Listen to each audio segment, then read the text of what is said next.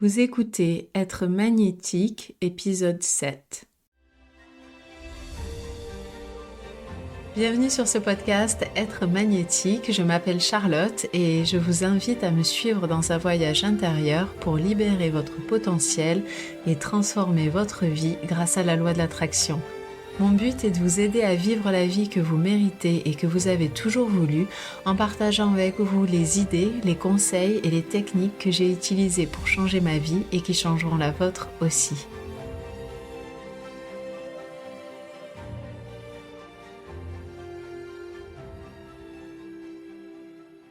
Bonjour à vous, je suis contente de me remettre derrière le micro cette semaine après avoir fait une petite pause. Et aujourd'hui, on va parler des croyances limitantes à propos de l'argent. D'abord parce que je veux vous aider à les reconnaître et évidemment pour vous aider aussi à vous en débarrasser. Et j'ai même décidé de faire une mini-série sur le sujet, sûrement 2 ou 3 épisodes. Et donc aujourd'hui étant le premier de la série. Et cette semaine, j'ai écrit, en amont de cet épisode, j'ai écrit une liste des 8 croyances limitantes les plus communes au sujet de l'argent. Et dans l'épisode d'aujourd'hui, je vais aborder 2 d'entre elles pour que l'épisode reste assez court et facile à digérer. Et ça me tient vraiment à cœur de partager ça parce que une fois qu'on arrive à déconstruire ces croyances limitantes, tout peut changer vraiment très très vite dans notre réalité. Et la meilleure manière de le faire, selon moi, c'est de chercher autant de preuves que possible que ces croyances ne sont pas la vérité. Parce que si elles étaient une vérité absolue, ce serait absolument impossible de trouver un seul exemple dans tout l'univers où c'est pas vrai.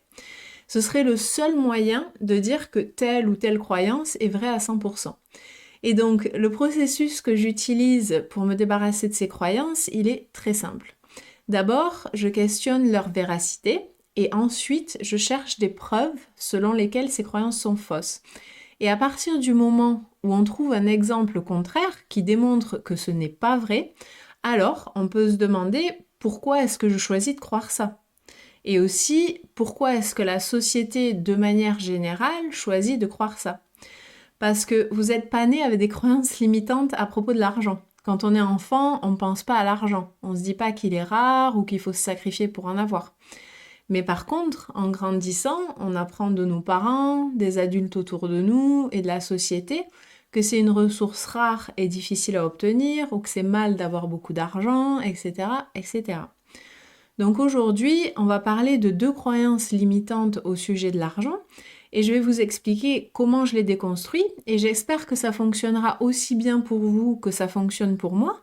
Mais si c'est pas le cas, je vous invite à chercher d'autres preuves qui vous montrent que ces croyances sont fausses parce qu'elles vous rendront jamais riches et elles vous aideront jamais à manifester plus d'argent dans votre vie, donc c'est vraiment important de s'en débarrasser. La première croyance dont je veux vous parler, c'est pour gagner de l'argent, il faut travailler très dur et se sacrifier. Et pendant longtemps, c'est ce que moi-même j'ai cru parce que j'ai vu mes parents et notamment mon père travailler très dur pour arriver là où il est aujourd'hui. Ça lui a demandé beaucoup d'efforts, de temps et de sacrifices. Et c'est pour ça que je croyais que si je voulais réussir, il faudrait que moi aussi, je travaille d'arrache-pied et que je me sacrifie d'une manière ou d'une autre. La seconde croyance qu'on va déconstruire aujourd'hui, c'est je serai jugé si j'ai de l'argent. Et je sais que beaucoup de gens ont cette croyance et que ça les empêche vraiment d'avancer, d'aller vers leurs rêves et de gagner plus d'argent parce qu'ils pensent que les gens autour d'eux vont les juger. Donc soit ils laissent tomber, ils essayent même pas, soit ils s'auto-sabotent. Donc pour revenir à la première croyance qui est pour gagner de l'argent, il faut travailler très dur et se sacrifier. La première chose à dire, c'est que même s'il y aura forcément des moments dans votre vie où vous allez devoir travailler dur et où il est possible que vous ayez quelques sacrifices à faire, surtout si par exemple vous souhaitez lancer une entreprise, il y aura un sacrifice de votre temps au départ en tout cas. Par exemple, quand j'ai démarré mon entreprise, il y a des fois où j'ai dû sacrifier des soirées devant Netflix ou une soirée avec des amis. Mais c'est un choix que j'ai fait parce que je voulais me consacrer à l'entreprise plutôt que de sortir ou de regarder un film. Parce que je savais que ça allait pas m'aider à atteindre mes objectifs. Mais ce sacrifice, je l'ai fait parce que j'en avais envie, pas parce que je m'y sentais forcée. Et ça, c'est vraiment très important. Si on se force à quelque chose en pensant que c'est ça qui va nous apporter de l'argent, c'est qu'on va pas du tout dans la bonne direction. Donc oui, il y a parfois des moments de sacrifice, des moments où on doit travailler dur, mais ce que je veux vous communiquer, c'est que ça vous est pas du tout bénéfique de croire que pour gagner les revenus que vous voulez avoir, il faut travailler très dur et se sacrifier. Parce que cette manière de penser, ça vous amènera juste jusqu'à un certain niveau de revenu, mais au bout d'un moment, vous allez vous retrouver face à un mur. Parce que quand vous allez vouloir atteindre le niveau supérieur, vous allez penser qu'il va falloir travailler encore plus dur, que vous allez devoir encore plus vous sacrifier. Et à ce moment-là, soit vous allez vous auto-saboter, soit votre motivation, elle va complètement dépérir, vous allez être anxieuse ou alors vous allez procrastiner. Donc ça va pas être une partie de plaisir du tout. Et quand on est dans un état émotionnel difficile à vivre, comme l'anxiété ou la dépression, on peut tout simplement pas manifester ce qu'on veut. Et de manière générale, les gens ont tendance à penser que la charge de travail et les sacrifices qui s'imposent sont nécessaires pour obtenir les revenus qu'ils veulent. Mais cette croyance, elle est complètement fausse parce que, honnêtement, qui a envie de faire de sa vie un enfer? Personnellement, je ne le ferais pas. Je dirais merci, mais non merci. Et si j'avais pas déconstruit cette croyance, je serais pas en train de faire ce podcast parce que je serais en train de faire plein de choses inutiles en pensant que c'est ce qui va me rapporter de l'argent au lieu de faire ce que j'aime et que j'ai envie de faire, c'est-à-dire d'enregistrer ce podcast. Et aussi, si je croyais toujours qu'il fallait se sacrifier pour gagner de l'argent, je ferais pas ce podcast parce que ça me rapporte pas d'argent, donc je penserais que ça ne sert à rien de le faire. De la même manière que je me dirais ça ne sert à rien de prendre du temps pour mes loisirs créatifs puisque ça me rapporte rien. Et ce qui m'a vraiment aidé à lâcher prise, sur cette croyance, c'est de me dire la chose suivante. Logiquement, si travailler dur et se sacrifier est le secret de la réussite et de la richesse, comment se fait-il que, par exemple, des serveurs de restaurants, des agriculteurs ou des techniciens de surface ne soient pas les gens les plus riches de la planète? C'est une question intéressante à se poser, vous croyez pas? Il y a quelque chose qui colle pas, et je suis sûre que vous êtes d'accord avec moi. Et toujours dans ce même raisonnement logique, j'aime aussi me demander d'où viennent ces croyances, c'est-à-dire d'aller à la source, qui a créé cette croyance en premier lieu. Alors, je ne suis pas du tout une experte en histoire, mais je vais vous donner un exemple basé sur des faits historiques, et j'ai simplifié le sujet, mais je pense que ça va vous aider à comprendre d'où vient la croyance qu'il faut travailler dur pour réussir financièrement, et vous allez voir pourquoi c'est une croyance qui est complètement obsolète aujourd'hui. Et avant que je poursuive là-dessus, je voudrais aussi souligner que la manière dont vous déconstruisez vos croyances limitantes, elle n'a pas vraiment d'importance. Ce qui compte, c'est que vous trouviez ce qui fonctionne pour vous, en posant l'intention de trouver des preuves contraires qui vous montrent que ce n'est pas la vérité absolue. Donc cette croyance qu'il faut travailler d'arrache-pied, elle a été ancrée en nous à l'ère industrielle, où la production était essentielle, et plus on travaillait, plus on produisait. Donc par exemple, dans une usine, plus il y avait de gens qui travaillaient, plus ces gens travaillaient pendant de longues heures, plus l'usine produisait, plus elle vendait de produits et plus d'argent elle gagnait. Donc à l'époque, si les entreprises voulaient gagner de l'argent, il fallait que les gens travaillent très dur pour produire plus. Et c'est pour cette raison qu'on répétait constamment aux travailleurs que s'ils voulaient gagner plus, ils devaient travailler dur et se sacrifier. Ce qui évidemment bénéficiait aux entreprises puisque ça leur permettait de produire plus et de gagner plus d'argent. Mais depuis cette époque, les choses ont changé de manière drastique. Maintenant, on vit dans une ère d'information et on a construit des technologies qui peuvent faire le travail à la place des gens. Par exemple, la plupart des usines aujourd'hui, elles fonctionnent avec des machines. Et même si, évidemment, il faut des humains pour gérer l'utilisation de ces machines, en général, les produits sont construits par les machines. Donc les gens n'ont pas besoin de travailler aussi dur pour produire plus, puisque ce sont les machines qui le font. Et les machines, elles peuvent travailler 24 heures sur 24 et travailler beaucoup plus rapidement qu'un humain. Ce qui veut dire qu'à notre époque, cette croyance selon laquelle il faut travailler dur pour réussir, elle est devenue obsolète. Et un bon exemple de ça, c'est le domaine de la vente. Parce que dans le temps, si vous vouliez vendre un produit ou un service, il fallait faire du porte-à-porte. Donc on était limité localement, forcément, ou au maximum à une région. Et c'est pour ça qu'à cette époque, il fallait faire de longues heures, aller de porte-à-porte, conduire toute la journée et ressortir son pitch de vente à chaque personne. Voilà ce que je vends, voilà les bénéfices, voilà pourquoi vous en avez besoin et voilà le prix. Mais à l'heure actuelle, tout ce qu'on a à faire, c'est d'écrire un email, une publication sur les réseaux sociaux ou une publicité en ligne, et on peut atteindre des milliers, voire même des millions de gens d'un seul coup. C'est la même chose avec ce podcast. Au lieu de vous parler à chacun de vous individuellement, j'ai juste à le faire une fois dans mon micro, et ensuite je télécharge le podcast en ligne pour que vous et n'importe qui sur la planète puissiez écouter. Donc à notre époque, une entreprise, elle peut faire beaucoup plus de ventes, beaucoup plus rapidement comparé à il y a 50 ou 100 ans. Ce qui veut dire que cette croyance selon laquelle on doit se sacrifier pour gagner de l'argent, elle est devenue complètement bancale, c'est plus du tout vrai. Et le problème, c'est que elle est restée ancrée dans notre esprit, parce que la plupart des gens dans notre société ont cru ça pendant des siècles, sauf que maintenant, évidemment, c'est plus vrai. Et à l'heure actuelle, plus on travaille intelligemment, plus on est aligné avec ce qu'on fait, c'est-à-dire qu'on prend du plaisir à le faire, plus on a de succès et de revenus. Et on n'a pas beaucoup à sacrifier, puisque maintenant on a une multitude de technologies à notre disposition, donc on peut aussi faire beaucoup plus de choses en un temps bien plus court. Ce qui veut aussi dire qu'on a aussi beaucoup plus de temps à accorder à tous les autres aspects de notre vie, que ce soit élever des enfants, un loisir créatif ou des vacances par exemple. Une autre chose que je voudrais que vous reconnaissiez à propos de notre monde et qui, je pense, va vous aider à lâcher prise sur cette croyance, c'est l'exemple suivant. Si vous y réfléchissez 5 minutes, vous avez certainement des exemples de personnes qui travaillent très peu et gagnent beaucoup d'argent. De la même manière que vous voyez aussi des gens qui travaillent très dur, qui se sacrifient et qui pourtant gagnent très peu d'argent. Et en parallèle de ça, vous devez aussi avoir des exemples de personnes qui travaillent dur et qui gagnent beaucoup d'argent. Donc qu'est-ce que ça signifie ? Si vous avez écouté l'épisode 4 du podcast où j'expliquais en détail ce qu'est vraiment l'argent, je vous disais notamment que l'argent est une création de l'esprit humain. C'est une énergie et une représentation de la valeur. Donc l'argent est un produit de notre imagination et il vient à nous au travers d'autres personnes en échange d'une valeur que l'on offre. Donc quand on donne une énergie positive, c'est-à-dire la valeur, on reçoit une énergie positive, l'argent. Et si on offre beaucoup de valeur, et en particulier une valeur expérientielle ou symbolique, comme je vous le disais dans l'épisode 4, on reçoit de l'argent à la hauteur de la valeur que l'on apporte.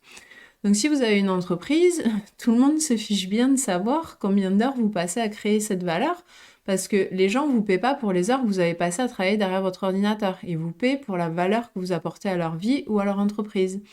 Et si vous êtes employé, c'est un petit peu différent, parce que généralement, pas toujours, vous vendez votre temps contre de l'argent. C'est ce qu'on appelle la valeur fonctionnelle et c'est celle que l'on valorise le moins dans notre société. Mais dans une entreprise, plus le problème que vous résolvez pour vos clients est gros, plus les gens seront prêts à payer une somme importante pour le résoudre. L'argent, c'est aussi une énergie, donc il faut aussi vous donner la permission d'en recevoir et pas seulement de travailler. Il ne s'agit pas juste de travailler parce que notre monde possède à la fois une énergie masculine et une énergie féminine. Et dans ce cas de figure, c'est pas lié au genre du tout, ça veut pas dire l'énergie des femmes et l'énergie des hommes.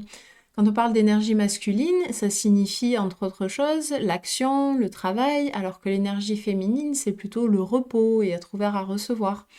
Et s'il y a plus d'une énergie que d'une autre, ça crée un déséquilibre en nous. Et ça m'étonne toujours, mais quand je parle de manifestation, souvent les gens ont un état d'esprit assez rigide sur le sujet. C'est tout noir ou tout blanc. Et par là, je veux dire que certaines personnes croient qu'elles ont juste à penser à ce qu'elles veulent et que ça va se produire sans qu'elles aient rien à faire du tout. Ce qui parfois est vrai, il faut le dire. Alors que, à l'opposé de ça, d'autres personnes pensent qu'il faut tout le temps être dans l'action et travailler non-stop pour obtenir ce qu'elles veulent. Mais quand on comprend que c'est toujours un peu des deux qu'il faut, on atteint un équilibre dans notre vie et également sur notre compte en banque. Donc si vous avez un déséquilibre en vous entre l'énergie féminine et l'énergie masculine, vous allez le ressentir. Parce que soit vous pensez que ça vous tombez tout seul dans le bec, soit que vous devez travailler dur et vous sacrifier constamment pour en recevoir. Mais il faut un peu des deux. Par exemple, dans ma vie, j'ai toujours les deux. Je vais faire des efforts, mais seulement des efforts choisis parce que j'en ai envie et que ça me fait plaisir de le faire. Je fais rien que j'ai pas envie de faire, c'est très important de garder ça en tête. Et en parallèle de ça, je me donne la permission de recevoir. Je me repose beaucoup, je fais des activités créatives, je vais me balader à la campagne et je passe aussi beaucoup de temps avec mon copain ou avec mes amis. Je travaille aussi beaucoup sur mon estime personnelle par rapport à l'argent et également sur les croyances qui soutiennent la vision que j'ai pour mon avenir. Et les croyances que j'ai aujourd'hui à propos de l'argent, elles sont pas du tout traditionnelles ou courantes. Donc si je fais pas attention au quotidien, je peux facilement me laisser influencer par les croyances d'autres personnes autour de moi ou par celles qui sont propagées dans les médias par exemple, étant donné que les croyances populaires sur l'argent, elles sont quand même assez souvent négatives et elles sont aussi beaucoup plus répandues que les croyances que j'ai personnellement sur le sujet. Donc pour résumer, je m'autorise à être alignée avec le fait de recevoir de l'argent et je laisse plus ou moins l'univers décider de la manière dont je vais le recevoir parce que Au fond, je m'en fiche un peu que ça vienne d'une source ou d'une autre, et je veux rester ouverte à toutes les possibilités qui s'offrent à moi, du moment que, évidemment, je suis alignée par rapport à ça. Donc je pose une intention, j'imagine ce que je désire, j'incarne la version de moi-même qui a déjà ce qu'elle désire, j'agis de manière inspirée, et je m'autorise à recevoir au travers des différents canaux les plus alignés qui se présentent dans ma vie.